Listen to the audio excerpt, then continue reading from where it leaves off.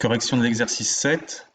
On va utiliser une propriété du cours que je vous rappelle ici sur un intervalle AB, par exemple. Si je fais l'intégrale de a à b de petit f de x dx plus l'intégrale de a à b de petit g de x dx, c'est égal à l'intégrale de a à b de petit f plus petit g de x dx. Et ça, on va l'utiliser ici. C'est-à-dire que I, c'est l'intégrale entre 0 et pi d'une certaine fonction, cos carré, et J, c'est l'intégrale de 0 à pi d'une autre fonction, sinus carré. Donc on n'est pas dans le cas de la relation de Chasles, attention, hein. Là, les bornes ne changent pas, et c'est les fonctions qui changent. Mais donc, on peut utiliser cette formule-là, c'est-à-dire les fonctions changent, les bornes ne changent pas. À ce moment-là, pour les mêmes bornes, on fait la somme sous l'intégrale. Donc, calculer I plus J. Donc, I plus J, c'est la fameuse somme. Donc, ça va être l'intégrale de 0 à pi de cos carré plus sin carré x dx. Alors, on nous donne que pour tout x, on a cos carré x plus sin carré x égale 1. Donc, I plus J, c'est l'intégrale de 0 à pi de 1. L'intégrale de 0 à pi de 1, j'ai marqué ici, et bien tout simplement c'est pi. Parce qu'une primitive de 1 c'est x évalué entre 0 et pi, donc ça fait pi moins 0, ça fait pi. Donc réponse à la première question, I plus J vaut pi.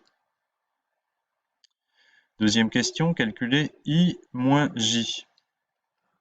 Alors I moins J, c'est l'intégrale de 0 à pi de cos carré de x dx, moins intégrale de 0 à pi de sin carré x dx. Alors on n'est pas tout à fait dans cette configuration-là, parce qu'au lieu du plus, ici on a un moins. C'est pas bien grave, parce qu'on a vu que si on multipliait une intégrale par un réel, en fait ça revient à intégrer la fonction qu'il y avait dans l'intégrale multipliée par le réel. Je m'explique. I moins J, c'est intégrale de 0 à pi de cos carré x dx moins intégrale de 0 à pi de sin carré x dx, mais c'est intégrale de 0 à pi de cos carré x dx plus intégrale de 0 à pi de moins sin carré x. Et là, on peut utiliser la formule. C'est-à-dire que I moins J, du coup, c'est intégrale de 0 à pi de cos carré x moins sin carré x. Cos carré x moins sin carré x, on a vu que c'était égal à cosinus de x. Donc au final, on a I moins J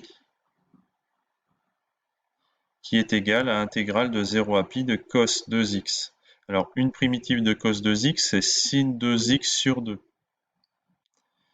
Sin 2x sur 2 entre 0 et pi, donc ça fait sin 2pi sur 2 moins sin 0 sur 2.